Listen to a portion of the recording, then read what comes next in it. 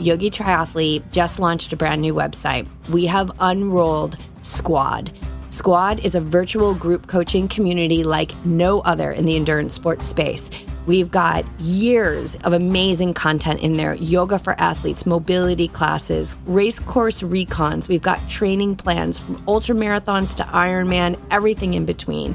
We have a group coaching call every month. We have live streams, live classes, so much stuff in there, and a great community of people who are awake and ready. You will never have to train alone again with this virtual community.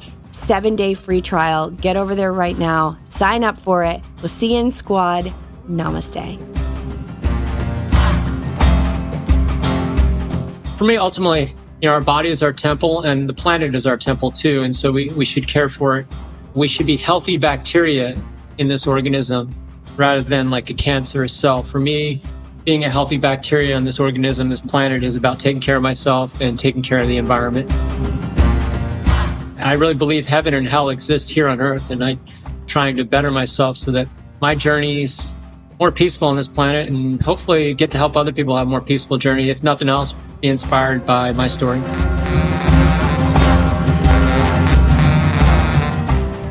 Welcome back to the Yogi Triathlete podcast, where we dive into the heart of endurance, the power of the mind, and the strength of community. I'm your host, Jessica Mikowski, and today we continue our Ironman First Timers series with Patrick Testoni, a dedicated member of Team YogiTriathlete. Patrick has been training under the guidance of our master coach, BJ Gumkowski, and my co-host for this episode and all episodes of the Yogi Triathlete podcast. And after Patrick first met up with us during a coffee meetup with the team at Ironman 70.3 Santa Cruz, he decided to join the team. And his energy has been such a source of inspiration, whether it's just a little chime in here and there or meeting you and being able to race with you in person. I know everybody that's got a chance to meet you and be out on the course with you has really enjoyed it, Patrick. Now he's preparing to take on his full first Ironman at Ironman Arizona. A lifelong athlete and an energy professional, which I love this because you know where we're going to take that.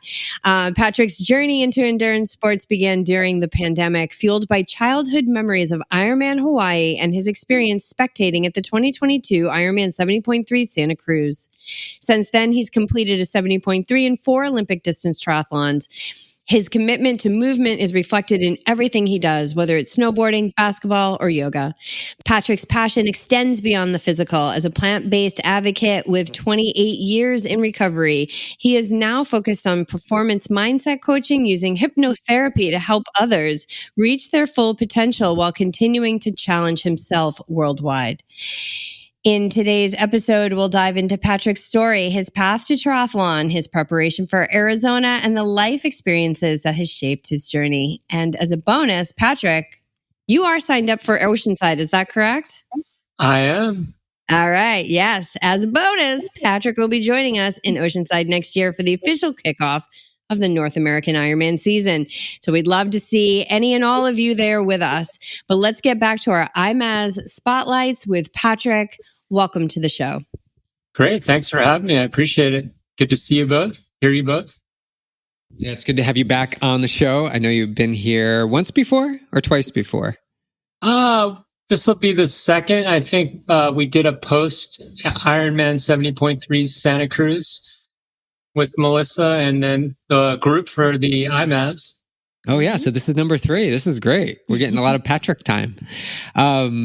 So it's been so wonderful working with you, and I remember that day you came and hung with us at the group gathering up at the coffee shop in Santa Cruz, and it just laid the groundwork for what was going to manifest into what you experience now. And let's bring everybody up to date with the most important news. You have something new in the house, a new bike. Tell us about this new machine you have. I have the new Canyon Speedmax Di2. I feel like it's a little bit much to ride. I feel like I'm riding a Ferrari, but I love it. It's great. Still figuring out how to use it, getting it fit tomorrow. I'm getting a professional fit tomorrow. So just enjoying it. I love the bike. It looks nice. It rides nice. I just hold on and cruise, but really enjoying it. It feels like, it just feels like it's a combination. These last 5 weeks are happening for this event, and it's it's getting real is the term I'd like to use right now. Hotels have been booked. Time has been taken off. What's coming up as your biggest, like, oh no? Is there anything that's like apparent leading into these final few weeks for the Ironman? The volume of the workouts is interesting. That's the thing, because what I've learned is consistency is key. This is going to be a celebration day, and it's going to be a challenge, don't get me wrong. But I did find out with the other events, if I just show up every day and do the workouts BJ lays out for me, then come race day, I'll be more ready than I thought. The consistency's really paid off. It's been good. I was in the pool the other day, realizing how far I've come. So I'm excited. I think, of course, game day will have its own little emotions to it, like packing and getting ready, but I feel as well prepared as I could. So really, probably the biggest challenge is just getting these workouts in, because the volume is increasing. Sure. And then what happens when you show up is that you get those workouts, right? As BJ always says, like, you earn the right to get those workouts that make you say, okay, how am I going to fit this in around my life? And I know that you are, we say like, oh, you're committed to health and wellness, but you're really committed to health and wellness. Like, you have a whole pit crew of, things that you are doing and people that you are working with to really support your highest level of, performance, of course. But I would assume that you're looking also at longevity, not just in sport, but longevity and wellness together. And you work a full-time job as the energy manager at UC Santa Cruz. So where do I want to go with this question first? There's two ways I want to go here, but the first way I'm going to go is like, can you take us through like a typical day of how you're fitting in? Think about a big workout you've had recently. And at this point, you're probably having a couple of workouts a day. Like, take us through a day of what that looks like while tending to like your health and wellness throughout. Yeah, it's a good question. Yeah, so I'm fortunate. I work remote. I have the ability to flex my schedule a little bit, but one of the things I learned from my performance coaching is scheduling. So I just did it today. I'll look at my Google Calendar, see my meetings, move them around, and determine what I'm going to do to get in my workouts, my fitness routine, any appointments I have, and preparation works. That's one thing I learned. Sometimes it involves me getting up at 5:45 a.m. and being in the pool. But I know I need to do that. So that's how I do it. After this today, since I had a very busy day, I'll be in the gym on the stationary spin bike and then doing a run at night. And I've got the night lights, the Nox Gear light lights, which are amazing, that Melissa Adams turned me on to. And so it's just another example of preparation and finding how to enjoy it. I think, DJ, you and I were chatting about it. I found I try to make lemonade out of things. I have to work out at night and run, something I don't enjoy as much. But now I've got the right gear, and I found that I enjoy being out there on West Cliff, in my case, in Santa Cruz, just running quietly by the ocean. And also, it just slots in so well because I know I'll be running at night at this race. So it's just like getting mentally prepared. So, yeah, preparation for sure, food prepping. For me, I'm big on what I ingest. So I know that what's in my kitchen is what I'm going to eat. So I'm very careful about what I put in my kitchen. And if there's not enough in my kitchen, I'm going to go out and eat. So I try to put enough in my kitchen to eat correctly. And that, it's all part of this plan, especially at my age, to get through this and successfully. You have a second part to that question, didn't you? I do, but it's along the lines of energy management. But let's stay with where you were. I was going to talk about the fueling. Yeah, no, I was interested in that too. Like what just with the amount of calories that are being burned as these, you haven't been here before with this amount of training volume. You haven't trained for an Ironman before. how does it look as a plant-based athlete to be being able to get all those calories that you need, and the replenishment, the protein, of course, all that good stuff? What's like a go-to just fierce meal to fuel your performance and recovery during this time? I try to keep it simple. I have a weightlifting coach as well, and one of the things I learned there is like eating macrobiotically. So I track my food. And so I found to do that, the best thing I can do is find things I like to eat and eat them repetitively, which works out for me very well. So my mornings involve like plant protein, birch benders, pancakes, or 5-grain oats with raisins and almonds, pretty much one of those two. I do like a plant-based breakfast sandwich that I'll either make or buy. And lunch is usually a huge salad with a lot of protein. Tofu is my source of protein.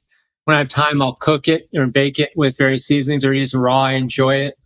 A lot of peanut butter and jelly sandwiches with some really good whole wheat bread and some, low sugar preserves. Those are my go-tos. I have a go-to protein bar. I eat Pro Bars a lot. That's realistically what I'll do to kind of supplement. I do a pea plant protein. Veg is the one I'm currently using.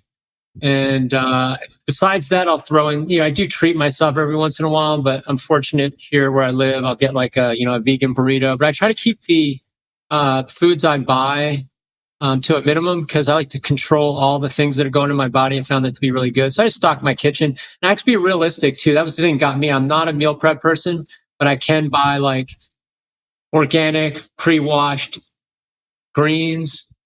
Buy prepackaged like coleslaw mixes, well-made salad dressings, avocados, and just have it. My goal is to have a meal I can make in 5 to 10 minutes, and I found that works for me best until I get to the point of meal prepping, like I know some other people are doing, and just it works really well for me. And then I just treat myself every once in a while.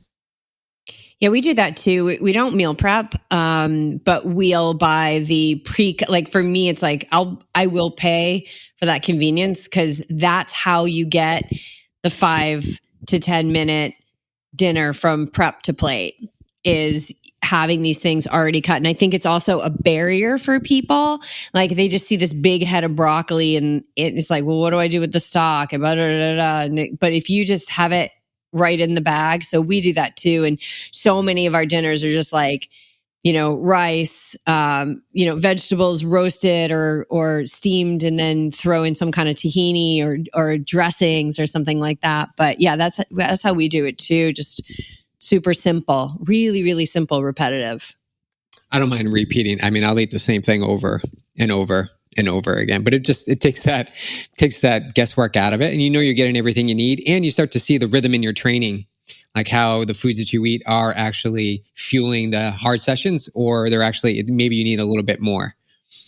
Yeah, and the same comes for the onboard fuel. I know part of the training I've been doing with UVJ is like food nutrition training. So far, I've been very fortunate. I can take the fuels, the liquid fuels and the hard fuels while I'm working out. I know some are more challenged with that. So, so it's a lot of goo in my case, a lot of Roctane, a lot of gels. So that's how I deal with the fitness. I found the more I feed myself during the workouts, then I'm not dealing with the deficit. Because the last place I want to be is in a caloric deficit late at night. We only have so many decisions we can make in a day. That's one thing my performance coach taught me.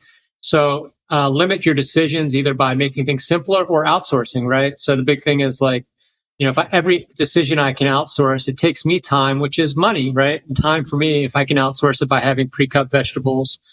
If I'm paying more for pre-cut vegetables, but I'm throwing away way less, as in the broccoli that sits in the fridge and then gets tossed, then I'm actually saving money and time. So that's been really helpful for me. And I continue to dial it in, like dialing in the diet is important for me, especially when that's probably one of the things I've been really working on is pre-race diet so that my digestion and my energy are optimal for the race. Yeah, that's huge. What is something though that like you're like I can't have it in the house, but maybe sometimes you bring it in the house? Like for BJ, like after a race, he's like, we got to get cereal. You know, it's all about this hammering some nutritionally void cereal. So many burritos and pizza. I just made an amazing vegan lasagna, which is an excellent recipe, but I limit how often I make that because it will all be eaten. And it's actually good and healthy, but yeah, probably burritos. I mean, it's California. I could Yeah. eat at taquerias every day of the week if allowed to. Yeah.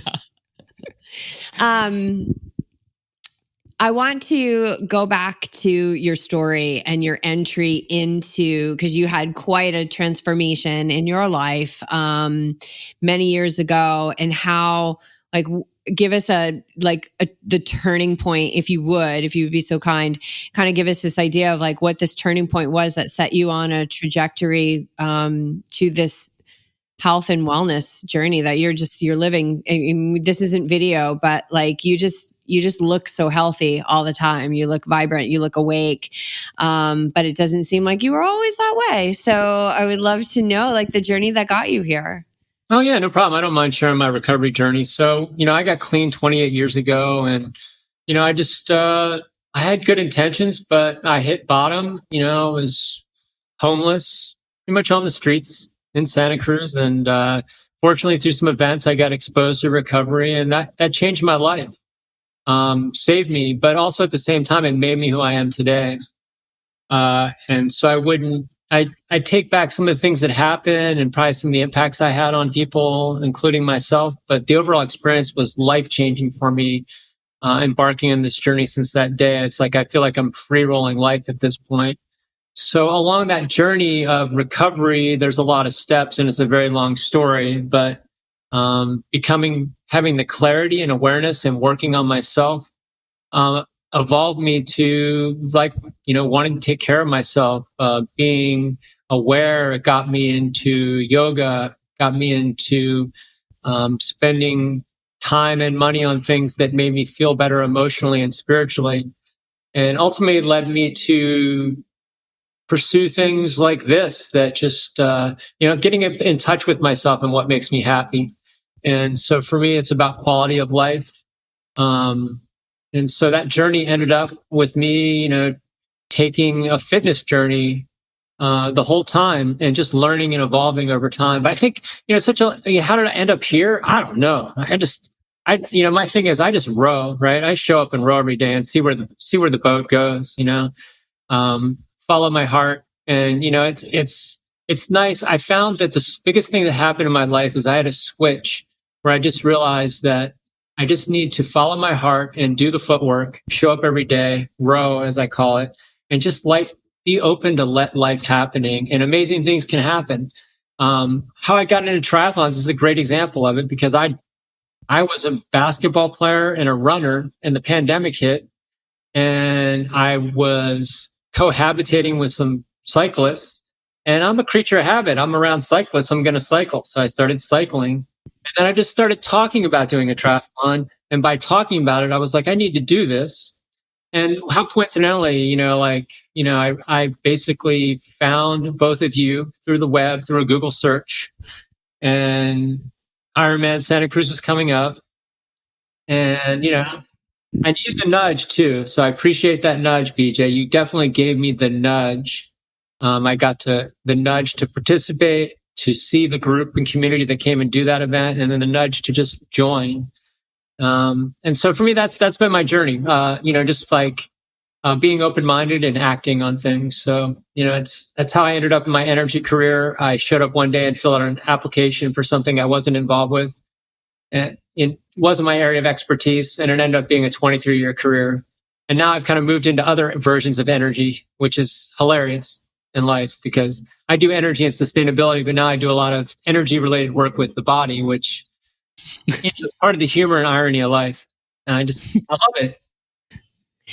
Yeah. Okay, this is kind of an interesting question. I think, like, as a manager of energy in your profession, and then moving this into like mindset work, training for Ironman, is there anything that translates there from like this kind of worldly position as an energy manager, as your profession? And then we're talking about what people would think would be, more ethereal or esoteric type of energy. Is there anything that's comparable there that carries over? I think just the people I work with. So, in this energy and sustainability field, I meet a lot of people who have similar belief systems as myself. So it's always been a very healthy environment being in that industry and being around people like that. It's core to my beliefs even before I got into recovery. I was very involved in strong believer in environmental stuff. So for me, ultimately, our body is our temple and the planet is our temple too. And so we should care for it. We should be healthy bacteria in this organism rather than like a cancerous cell. For me, being a healthy bacteria in this organism, this planet is about taking care of myself and taking care of the environment. So, it's natural for me to think about the mindset care, some of the performance work, some of the hypnotherapy work I've done now, and share with other people to just live better quality lives. I really believe heaven and hell exist here on earth, and I'm trying to better myself so that, my journey's more peaceful on this planet, and hopefully get to help other people have a more peaceful journey. If nothing else, be inspired by my story. Yeah, I think the peace and calm, this translates directly into Ironman training, because that day is going to be so challenging. There's going to be so many moments, and you're going to need or must be able to find that ability to disassociate with what you're feeling and find a way to move through it. So conserve your energy in that way, or to expend a match and actually push through something to get to the other side. You've also just come off some opportunities in the body leading into this race as well. And I feel like this is the benefit of you having that health and wellness awareness in your body. What happened, and how do you feel you navigated that opportunity? Oh, yeah, it's a good point. A great part of the story. March 9th, I was snowboarding and broke my ankle. Thought I sprained it, ended up breaking it. And that journey was it was challenging but rewarding. Got a real chance to lean into it and heal up. And then my first day back running after healing the broken ankle, I partially tore the Achilles tendon on my other ankle. And it's a miracle I'm even considering doing this Ironman today. But, for me, it really is a testament to what I learned, why coaching is so important, the support that you were able to give me, BJ, the support I got from my other coaches and other things I work out, the sense of community I had, the power of positive thought isn't just a woo-woo subject, it's the truth. There was that same mentality I talked about earlier about just showing up and rowing and looking for the open door or the window, turned into an amazing self-care routine of eating better. It really resounded home for me what has been studied, that a plant-based diet will reduce inflammation and enhance healing time, especially at my age. I'm 55 now, and I healed really quickly. And it was an amazing opportunity for me. Part of what I do and how I take care of myself and my body and how I work out is really just to show people that, you can live this plant-based life and it can have very positive effects on you physically, emotionally, and spiritually. So it's been great to share that journey and people to watch my recovery, because I think it's been a good example of the benefits of living on a plant-based diet and also doing the self-care and how it can really help you in the healing process. But, it's been very much patience and coaching that's helped too. I mean, I am pleasantly surprised that I'm able to be training for this Arizona event. I had to cancel the Oregon event and the Santa Cruz event. And it's part of the reason I'm doing Oceanside too. I'm going to have a late season this year. That's the goal. So, it was really rewarding. I just did the Olympic distance Santa Cruz triathlon a few weeks ago, and what an experience it was to actually be able to complete a race so soon after those injuries. That Achilles tear was in June, so it wasn't that long ago. What has also been your experience? Let's talk about the transformation in your swimming. Living in Santa Cruz and having no open water experience or even swimming around the pier, to the point of, I look at what you do on some consistent Sundays is you get out there and you're circumnavigating that pier. So what did you come into this with, the swimming experience, and how do you kind of rationalize or convey how you feel now in the open water? Oh, it's been amazing. I mean, the swimming was the big one. That was the one. I couldn't swim 100 yards comfortably before I started training with you. And so getting into the pool was the, I don't want to say it was the broken ankle, but it was very similar to my broken ankle experience. It was the challenge that was ahead of me when I first started this training. I often joke and tell people I got a triathlon coach, but really I just was going to be in a pool for a year. That's the way I felt my first year. So that was a hurdle. I drank a lot of chlorinated, oxygenated water, but I kept moving through it. And then, I particularly remember 9 months into it, I started to get pretty comfortable in the pool, and we started sighting and doing all those open water drills. And I went down to the ocean at Cal's. I live in Santa Cruz, where that swim is, a bunch of times, and I looked, and I just did not go in. It took a few times of just throwing myself there, and so that moment when I went out and swam with that group, there's a group that swims on Sundays. The best I could do was allow myself compromise, which for me was just swim around the buoys there, wear some fins so I felt comfortable and got comfortable. So it's interesting. I learned about coaching, a little sidebar, is that ultimately I'm my own advocate. I take the information I have and have to make real-time adjustments. So that's what I did then. I was like, okay, I can do this. And swimming around that pier the first time was another example of how the spiritual side of things work out. I had gone for a swim with the group only to swim around the buoys. And I got to the first buoy, and one of the people supporting on the paddle, I don't know if I told this story, on the stand-up paddles, was like, I got you. And he didn't even know that I wasn't planning on swimming around the wharf. He just assumed, and he led me. And I just made a decision at that moment, no fins, just swimming. Okay, I can do this. And those little things in life. And I'll tell you this much, that when I did the half Ironman in Santa Cruz, the swim portion was the part I had the most joy and fun on. It was amazing to be able to do that, which is why I'm doing this Ironman too. It's just such an amazing feeling, regardless of outcome, to be able to take on challenges, to battle through or work through fear and accomplish things. It's really good. So it's exciting for me. I love training too, honestly. So that's the point you talked about earlier. Like, I realized it's so much easier because I love training as much as the events. What makes you Ironman material? I don't know if I'm Ironman material. I'm definitely. We'll find out. I think I'm a fit for Ironman because I'm consistent and committed, and I just said it. I love working out. That's definitely a bonus. So I actually enjoy this stuff. It's going to be a long day moving the body. That's it. And if you love that, then whatever happens and whatever you feel and whatever thoughts come in, it's all going to land in this kind of like stew of like, you're doing what you love, which doesn't mean you're not going to be challenged. You're going to be so challenged. But like when you know that, and like, I love to move the body and this is what I get to do on November 17th. I think that gives you you tell me if you agree, like gives you a really strong resolve, to not only soak in the day, enjoy the day, but finish what you started. Yeah. And like, I'm pleasantly in denial and ignorance right now. It's perfect. It's a perfect place to be. Yeah. It's the perfect place to be. But I do know how to show up and push through. So that's definitely where the community and the coaching come in. Melissa and Adams just completed it. It was great to meet her.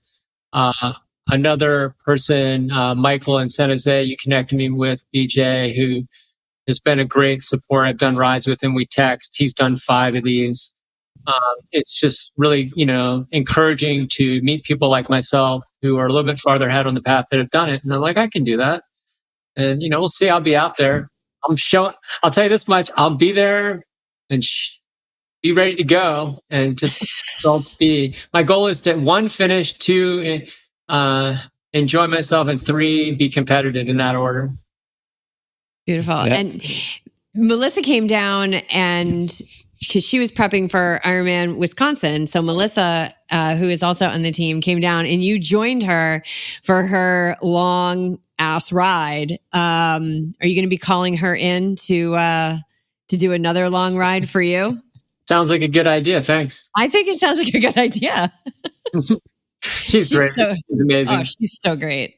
That's the other thing I love about this too. The community of Ironman, it's just amazing. I went down for Santa Cruz, even when I'm racing, it's just amazing to see all the people. And I'm in pretty good shape, and I'll come in I came in the top 30-40% of my age group. And it's just, I'm just amazed at the level of fitness and commitment, years of commitment people who come to these things are. It's good for me to be around people like that. I just, as I mentioned before, I am who I hang out with. So it's great to be in that community. So I guess that makes me Ironman material. I love that. And how does it feel to be, you've mentioned community a few times, but if you can just touch upon, what is the power of community? And what are you feeling about being out there? Like these 5 first timers, you being one of them, being out there, you're going to see each other on this looped course. Like what does that evoke for you?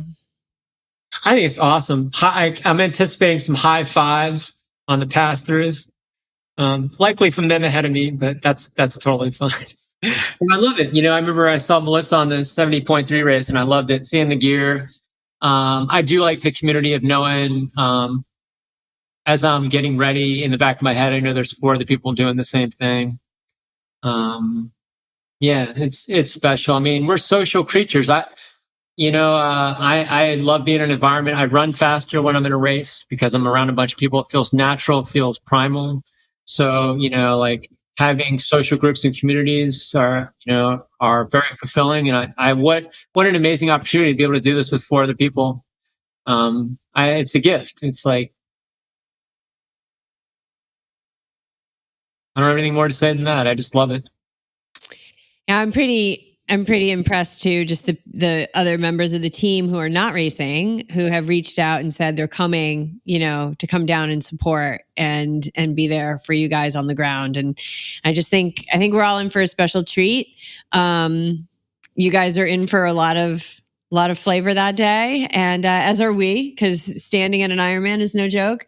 But it's incredible. It's incredible to see this group of people come together. That was our experience at our first Ironman, is doing it with teammates. And I just remember those high fives, and I remember those high fives getting me through workouts, getting me like excited at the end of a long Saturday brick run, thinking about that moment where I'm going to, see so-and-so on the run or on the loop bike course. And yeah, it's primarily a virtual community, but it's interesting how much we can connect. And then when we come together, it's like this kind of this knowing already. It's like, yes, like this is this big family, and we're going to have a big family there in Arizona. Yeah, I appreciate you both putting this together. It's amazing. What a gift. I mean, I know it's going to be challenging, and there'll be moments of testing my mental strength, but that's what it's all about. It's a gift to be able to do these things. Mm-hmm. So thank you for setting this up. I really appreciate it. I'm looking forward to it. Looking forward to more too. Oceanside. I've got Indian Wells coming up December too, and then we'll see where it goes. I've got this new bike, so I have to go use it places. That's my theme right now. That bike. It's such a beautiful bike and such a beautiful color, the Arctic.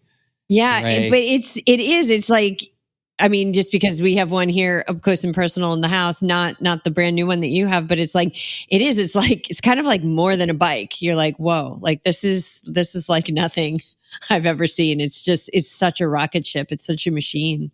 Oh yeah, I feel like I feel like I've been given like a professional guitarist guitar, and I'm just like a hack. I'm like, all right, I'm gonna hop on and do the best I can here. Let me rock you. Like, I joke, but it's the truth. Like, first time I wrote it, I was like, oh my God, like it's like being in a Lamborghini or something. Like, I hope I don't wreck it, whatever. and just understanding how to use it too. The aero bars has been a big thing. I was thinking about it the other day. I think BJ, you had mentioned, it's good to get it like 3 months before the race. And I was like, all right, that seems like a lot. But now I'm understanding why. I'm just getting comfortable with the the ride position, getting it fitted, doing all the little things that just need to get comfortable on this, this bike that's just really targeted for this style race, right? It's a little bit different than a road bike. Yeah, you want that time. And BJ has definitely pushed that time limit before, which I'm sure is why I now say he's so adamant, like about a 3-month minimum, not 2 weeks before an Ironman. That is absolutely not the way to go. I have experience with that. But this brings in the point of what I love to share with the audience is like, there's different ways to come at this sport. Like, you don't have an indoor trainer. Like, you don't own an indoor trainer. You don't own a kicker.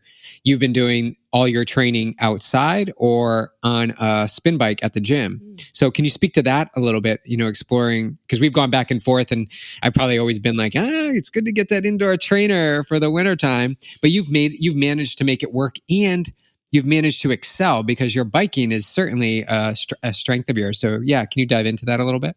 Yeah, it's like being flexible. I talked about coaching myself at the same time. So and I don't have an indoor trainer yet. Let's qualify that.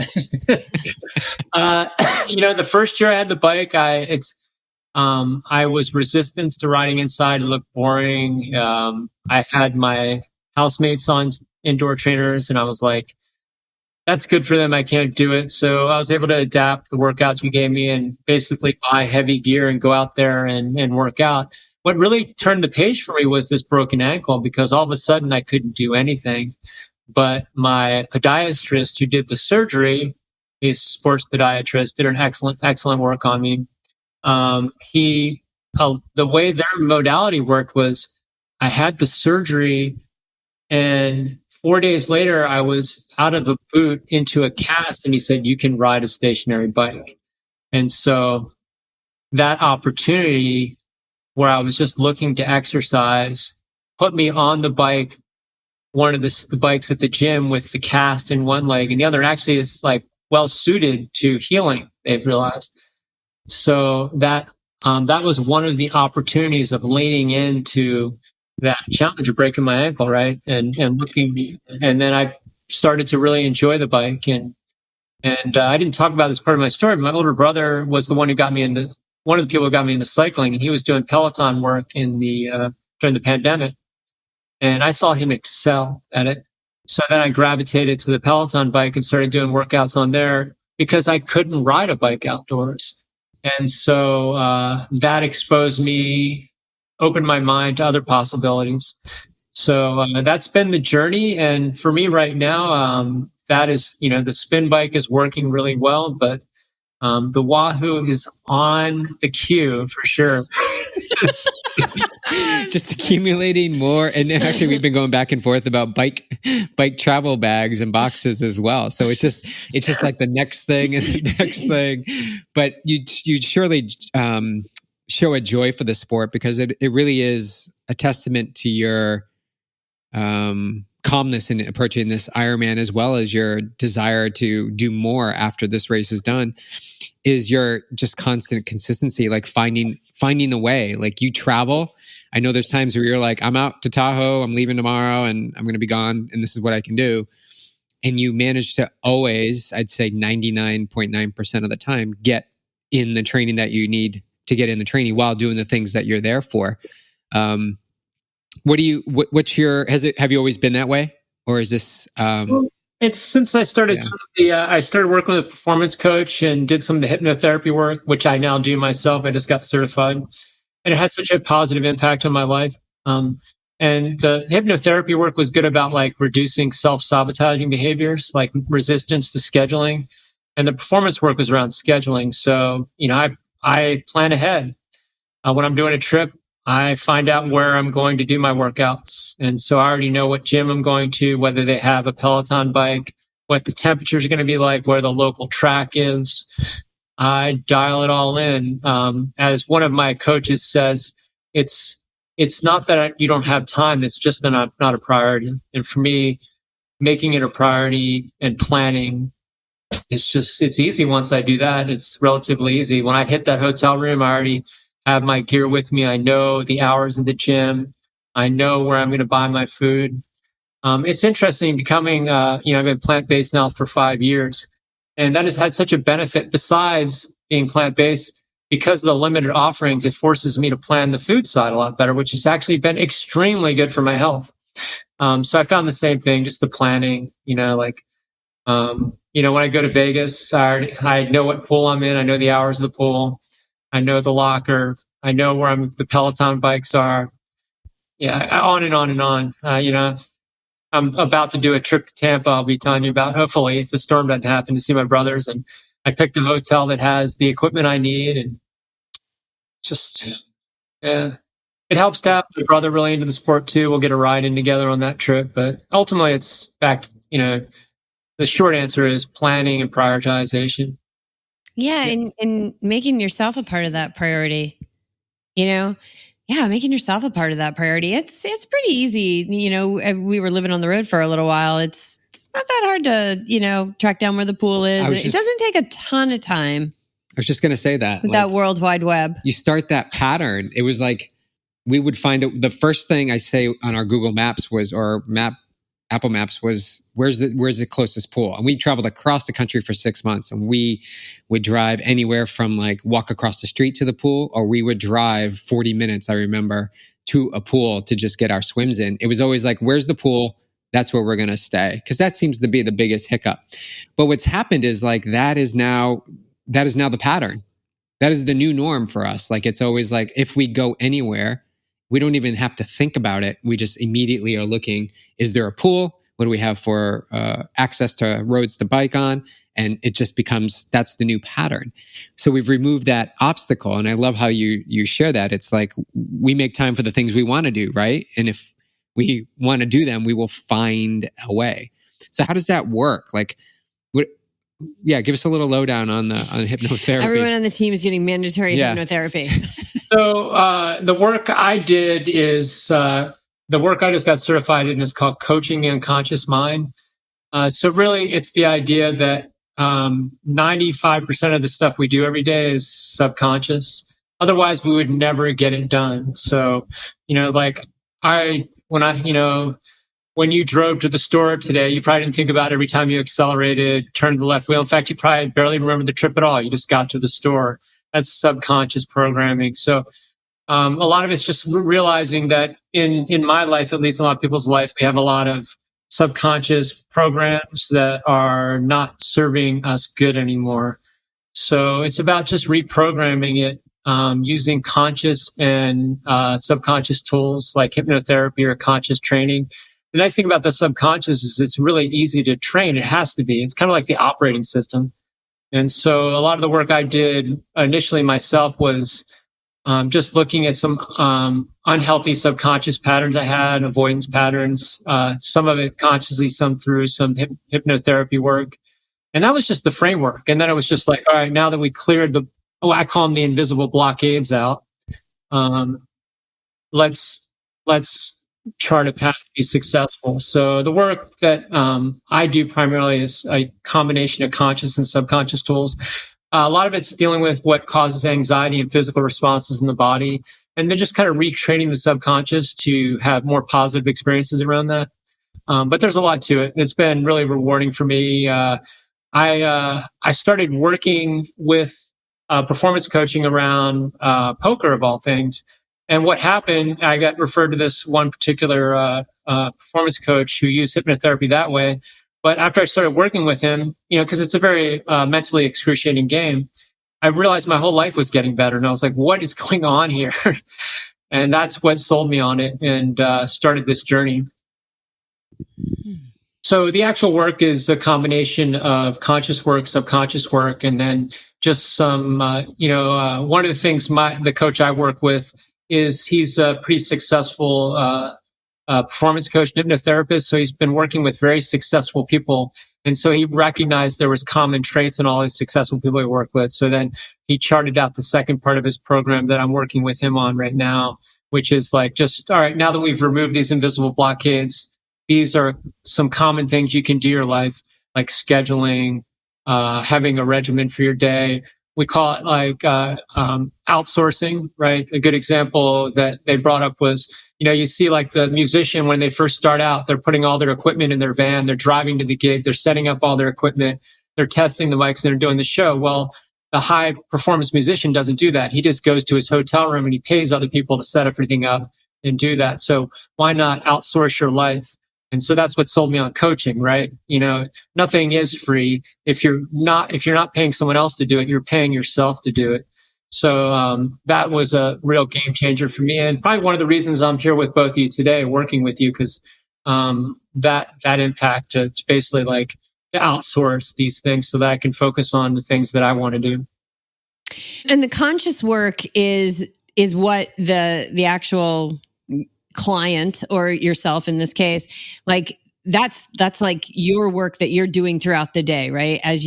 So the conscious work being like how we're repatterning those neural pathways, let's say, we'll just say that, throughout the day would be with tools that we're using when we're in the conscious mind, basically, right? Like that when we're awake to like, oh, here's a pattern. Is that kind of what you're talking about? That's some of it. Yeah. So once, our conscious, in my perspective, from what I've been trained, is our conscious mind is learning things. As soon as it learns it, it goes good, packages it away and sends it to the subconscious, right? So like the first time you search for pools on the websites, you had to think about what you were doing, but now you do it without thinking about it, right? It's like, oh, this is what we do. That's kind of a partial subconscious routine. For me, it's like, I make the same meals. It's a way, whatever it might be, how I handle a Zoom call, like developing. So for me, it's about setting good patterns, right? Being conscious of the patterns I'm setting, because realizing I am programming my subconscious all the time and start putting in good programming. I mean, it's so functional and a basic thing. It's literally copy paste, right? It literally is. And so that's the modality, and it's been really effective for me to do that. And I hadn't really thought about that before, Jess, but that's exactly what I'm doing. It's just like, and so good habits is the common term we hear, but good habits create good subconscious behaviors. And then the subconscious work in the hypnotherapy sessions is really like giving the client like almost like a jump start, because you're working in on the where the roots of it are, or not where the roots, but where it's like the bedrock of the patterns, right? Or in that subconscious. So the hypnotherapy is almost giving them a little bit of like, it's giving them, not a little bit, but like giving them momentum so that the conscious work is perhaps pretty efficient, pretty quick to start to create those better habits. Yeah. That's pretty spot on. So it's the conscious start. mind. That's what I was thinking. Conscious like mind really doesn't stand a chance against the subconscious mind unless you use some effective tools. That's why you see people, like in my case with addiction, you wonder why that person just keeps on picking up and using, or why does that person do that self-destructive behavior all the time? That's the conscious brain trying to fight subconscious patterns, in my opinion. So having tools to tackle the subconscious, either through hypnotherapy, by writing, ways to concentrate and focus and create new patterns, sharing. These are, in my opinion, effective tools to deal with those destructive behaviors or things that we want to shed, right? We can have emotional patterns like that too. I know I've dealt with a lot of emotional patterns like that too. So what stops people from making that change or staying curious about reprogramming their subconscious? Are they just not? Yeah, I think believing it is one, and wanting to change it. What I've dealt with, and I'm fairly new to this field, but one of the things I hear from the people I've learned from, people experience, is like you really have to want to change to make the change. If you don't want to make the change, then it's not worth trying to do this work. You have to be willing and open and want that change. And sometimes it's surprising. I found within myself and others, they're afraid to make the change. And so they're resisting it on some level, right? But once there's the willingness to want to make the change, and the willingness to try something new and different, because, the way I was raised was not any of this stuff, right? I didn't, my perception of the world's changed over time. My perception of what my conscious and subconscious was non-existent, and so like having a believing it and understanding it and a willingness to apply it, I think is the key thing. But for me, a lot of the stuff I was unwilling to change for whatever reason. And sometimes it takes pain. Like, someday there's a saying that the change of staying the same is greater than the pain of changing. People will change, right?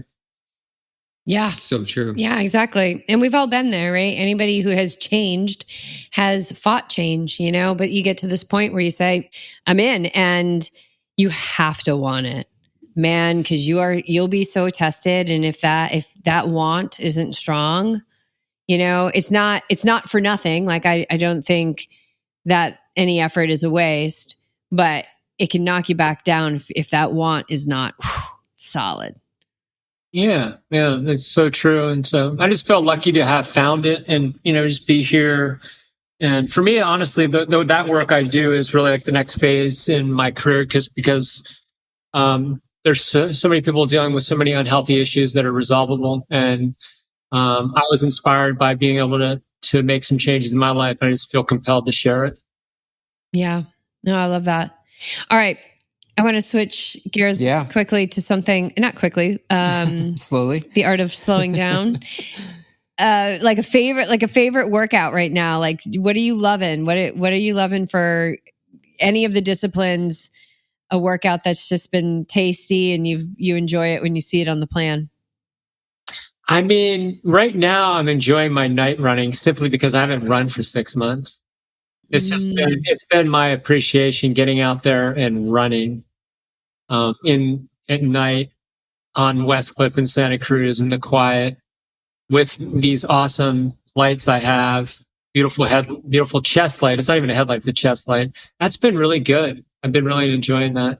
A close runner up is the swim workouts. I just did like some sighting and diving in.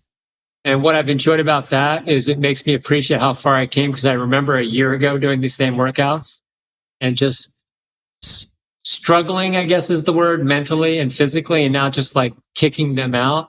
So there's a sense of appreciation that happens with those workouts. But the running has been, considering how this year has gone with my injuries and not being able to run for so long, just being out there running. We did an uphill stride workout the other day. I think DJ gave it to me and I was like, oh, here it is. I haven't seen this one in a long time. Awesome. Yeah. Yeah, you're ready for it. You're ready for it. Tell us I know Melissa is loving these lights and she's an ambassador for them. So we want to give them a little love. What's the brand again? It's Knox Gear. Knox Gear. Gear. They're great. I get it in Santa Cruz, a very hippie town, and people really appreciate the lights I bring to Westcliff because they're very kind of like tie-dye-ish and they change. And they're lightweight. They're like LED tubes. They fit over they're very not noticeable. And then the chest light straps on right above the sternum, which works great because it's kind of dark. And as I've gotten older, my eyesight's gotten worse. I actually am wearing contacts now, which helps, surprisingly. But having clear light and not having it on my head, having it on my chest, it works amazing. Great product. How do you spell the brand again? NOXGEAR. Okay. Yeah, just make sure everybody got that. Will you have those at Arizona just in case you're in the dark? That was the question. I don't know how. I was going to ask you, how well lit is the run portion? Will I need it? It's pretty well lit. Well, on the other side, there's going to be some. There may be some dark spots. There'll definitely be some dark moments. But I remember seeing Melissa. I don't think she had those lights on. She had some lights on. It's nice because it's nice to have it. You just don't you can see the road. Yeah. It's good to put it on the packing list. Definitely being packed in. It's funny you mentioned that was one of my questions too. And then I've got some sleeves too. I'll bring along some arm sleeves and leg sleeves because I do know I did a half marathon in Vegas once, and I remember surprisingly how chilled the body can get when the sun sets. Right. Especially if you're sweating out and your body being so compromised at that point. Yeah, the desert gets cold. Like that Arizona, you'll be cold in the morning and then the sun will come up and it'll be warm and then you're winding down that run and it gets cold again and you're like, oh man.